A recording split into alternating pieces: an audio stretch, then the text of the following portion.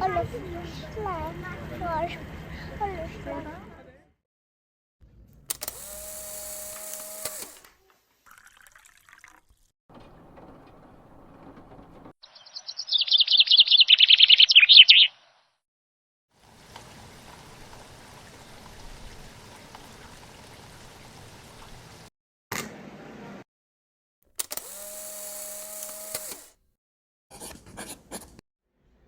Hello, good morning.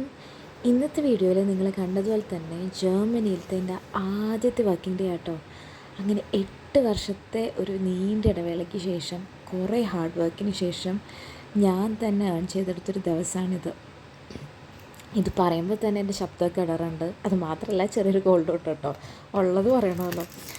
പക്ഷേ എനിക്ക് ഭയങ്കര ഇമോഷണലായിട്ടുള്ളൊരു മൊമെൻ്റാട്ടോ.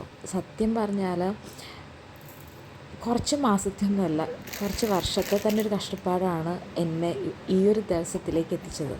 ലാംഗ്വേജ് പഠിത്തം തുടങ്ങി, അത് കുഞ്ഞായിരുന്നപ്പോൾ വൈകിട്ടത്തെ ക്ലാസ് അറ്റൻഡ് ചെയ്ത് രാത്രി ഒറ്റയ്ക്ക് ബസ്സിന് തിരിച്ചു വന്ന്, അങ്ങനെ ഭയങ്കര ഒരു റോളർ കോസ്റ്റർ റൈഡായിരുന്നു.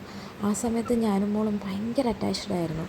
അപ്പോൾ ഇങ്ങനെ ആളുടെ കണ്ണൊക്കെ വെട്ടിച്ച് പെട്ടെന്ന് വീട്ടിൽ നിന്ന് ഇറങ്ങുക, ആ ഒരു സമയത്ത് ബസ്സിലിരിക്കുന്ന സമയത്ത് ഇങ്ങനെ മോള് വിഷമിക്കണ അതോർത്ത് വിഷമിക്കുക, അങ്ങനെയൊക്കെ ഒരു ഇമോഷണൽ റോളർ കോസ്റ്ററായിരുന്നു. പിന്നെ ഉറക്കില്ലാത്ത കുറേ രാത്രികൾ, കുറേ അസൈൻമെൻറ്റ്സ്, പ്രൊജക്റ്റ്, ഇതെല്ലാം തരണം ചെയ്ത് അവസാനം എൻ്റെ കയ്യിൽ കിട്ടിയൊരു ദിവസമാട്ടോ ഇത്.